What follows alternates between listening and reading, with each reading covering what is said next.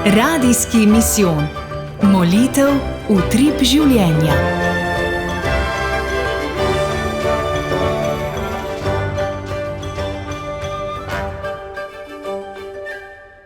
Februarja lani nas je naš škof Maksimilijan povabil na duhovne vaje z Božjo besedo v Sveto deželo.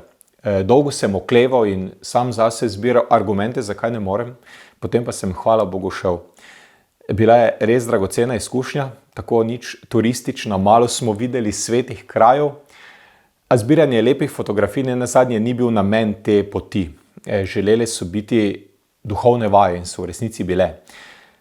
Ena meni najlepših izkušenj je bila pot po puščavi. Avtobus nas je odložil tam blizu arheološkega najdišča v Qumranu ob Mrtvem morju, na kar smo se obuli v pohodne čevlje, vzeli s seboj Sveto pismo, vodo, zaščito za sonce in se odpravili na pot. Več ur smo hodili po Qumranski puščavi in se vmes ustavili tako le za novo katehezo. Na poti po pravi puščavi romar še bolj otipljivo doživlja hrepenenje po resnični svobodi in tisto naporno pot, ki do nje vodi. Spremljali smo tam v tistih razmišljanjih Mojzesa in njegovo ljudstvo, ki so dolga desetletja hodili nedaleč tam.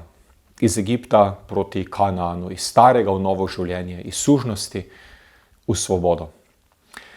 Zelo hvaležen sem za izkušnjo tiste puščave in za duhovno izkustvo resničnega puščavskega romanja, ki sem ga tam doživel. Pravzaprav pa danes nisem pomislil na Mojzesa in Izraelce, ki potujejo proti severu, proti obljubljeni deželi. Pomislil sem na Elija, ki je romal v drugo smer, proti jugu, proti Sinaju. In tam se je zgodilo. Glej, Gospod je šel mimo, velik in silen vihar, ki kruši gore in lomi skale, je bil pred Gospodom, a Gospod ni bil v viharju. Za viharjem je bil potres, a Gospod ni bil v potresu. In za potresom ogenj, a Gospod ni bil v ognju. Za ognjem glas tihega šepeta. Ko je Elija to slišal, si je s plaščem zagrnil obraz, šel ven in obstal pri vhodu v votlino. In glej, nagovoril ga je glas in rekel. Iz prve knjige Kraljev. V verjetno najbolj mučnem obdobju svojega življenja je Elija iskal Božje bližine. Iskal je Boga tam, kjer bi moral biti, na Sinaju. In iskal ga je na način, kakršnega je on, Elija, pričakoval. In bil je na moč presenečen. Na presenečenja mora računati vsak vernik, ki iskreno moli. Moliti seveda pomeni Bogu pripovedovati, a moliti pomeni na koncu svojih besed utihniti in prisluhniti.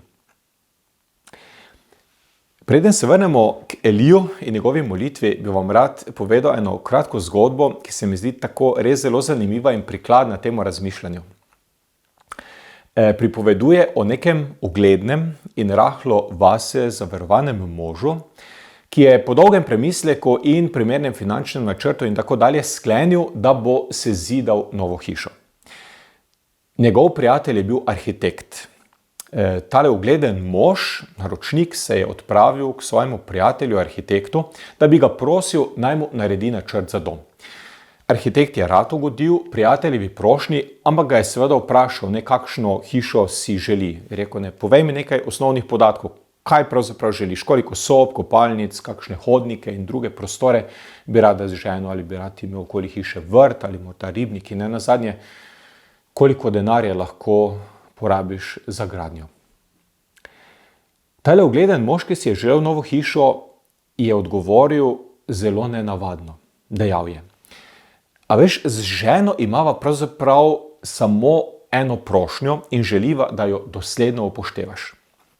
Iz svoje torbe je vzel tak ovoj, odvil ga je in iz njega vzel staro medeninasto tolkalo za vrata in rekel: tole tolkalo nama z ženo zelo veliko pomeni, zelo nama je ljubo in želiva, da bi bila hiša v skladu s tem tolkalom.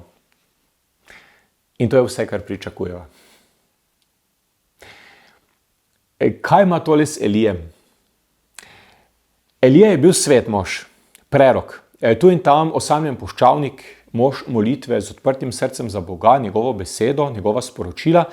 In ta sporočila je kot prerok posredoval svojemu ljudstvu. Ljudstvo pa je bilo vse prej kot hvaležno za to.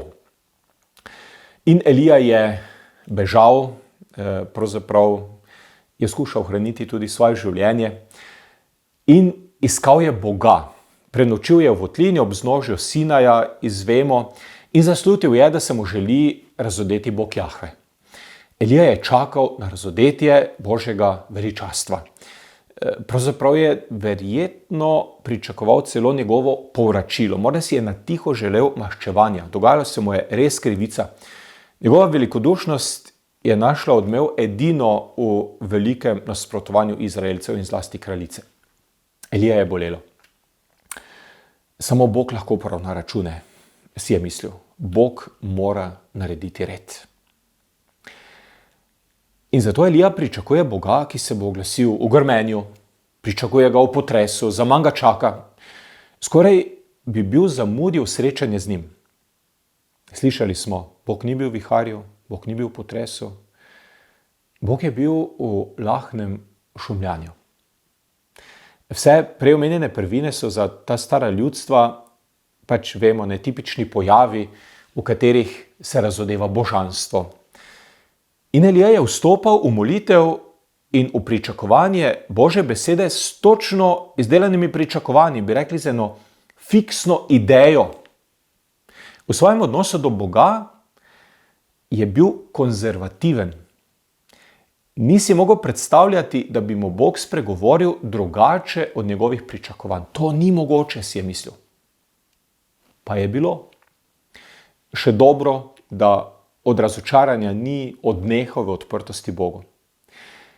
In kako presenečen je moral biti, ko je zaslišal Božji glas v miru in tišini, ko so se vsa tista veličastna naravna dogajanja umirila.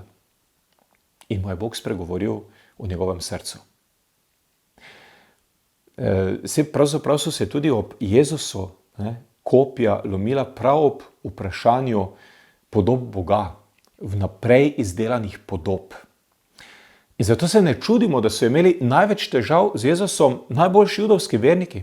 Tisti, ki so vse vedeli o Bogu, tisti, ki so vedeli, kako se Bog lahko razodeva.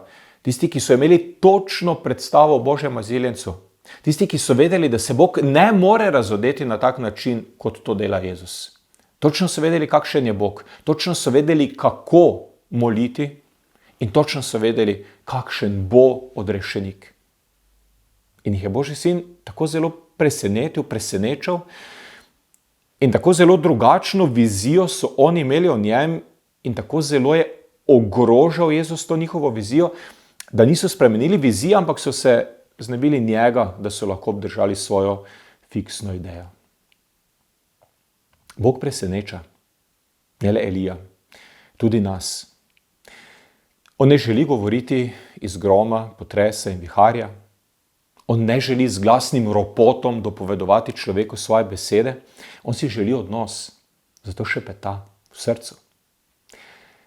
Želi, da se pogovarjamo z njim, kakor se otrok pogovarja s svojim očetom in mamo.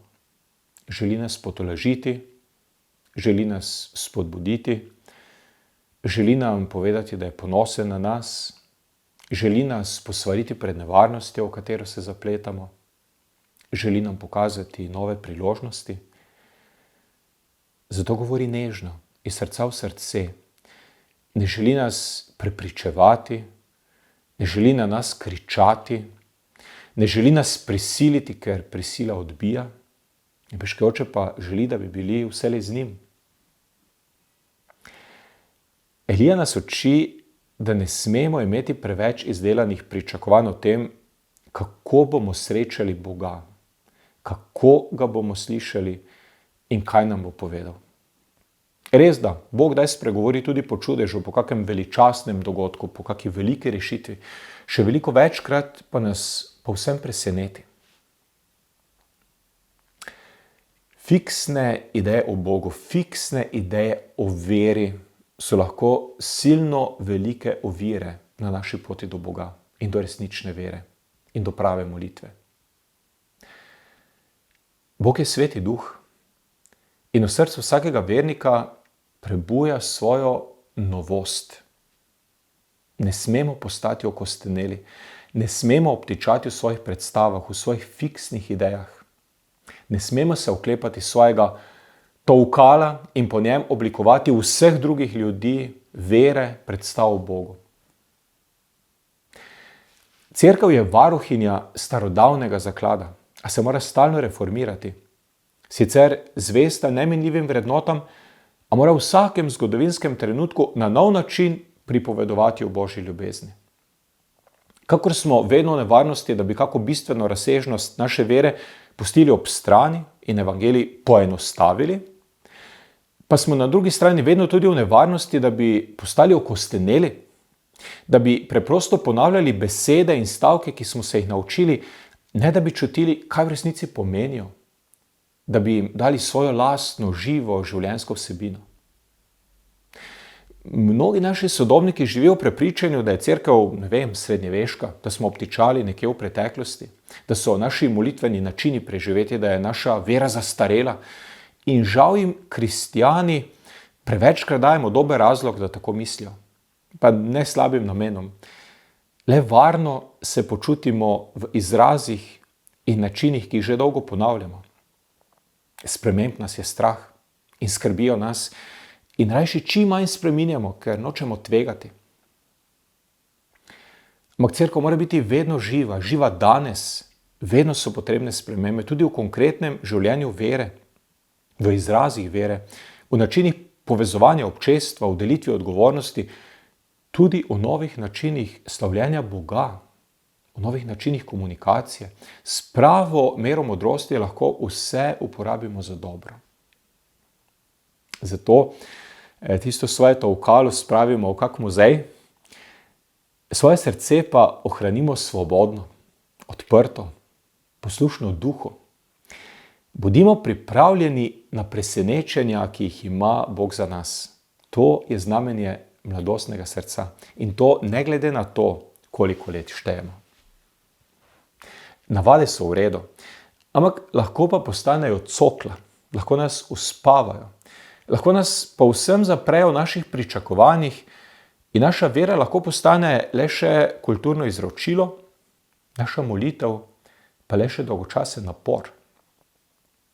Ne smemo se oklepati samo tistega, kar nam je znano in udobno, ampak moramo biti odprti za nove možnosti, za svež veter v jadrih našega duhovnega življenja. Bog nam ne želi govoriti le skozi velike dogodke ali čudeže, ampak velikokrat skozi tišino, skozi nežen šepet, ki ga lahko zaznamo samo, ko smo resnično odprti in poslušni. Naša vera in naša molitev ne smeta biti muzejski eksponat, ampak življenjska sila, ki nas vodi, oblikuje in spreminja. Zato naj bo naša molitev sveža, naj bo naš dialog z Bogom iskren in odprt za nepričakovano. Sveti Duh, Božji dih življenja, prosimo te za srce, polno zaupanja in pogumne odprtosti, da bi upali sprejeti vsako novo pot, na katero nas vabiš. Prosimo te za pogum, da opustimo stare navade, ko postanejo same sebi namen in nas pričnejo vezati in celo oddaljevati od tebe. Pomagaj nam, da bomo v tišini svojega srca zaznali tvoj nežen šepet, ki nas vabi, da hodimo po poteh ljubezni in služenja. Obnavljaj v nas otroško srce, napolnjuj nas z radostjo in čudenjem, kajti takih je nebeško kraljestvo. Sveti Duh, vodi nas, da bomo živeli polno in naj naša srca utripajo v uživanju resničnega življenja, ki ga prinašaš samo ti, Bog ljubezni.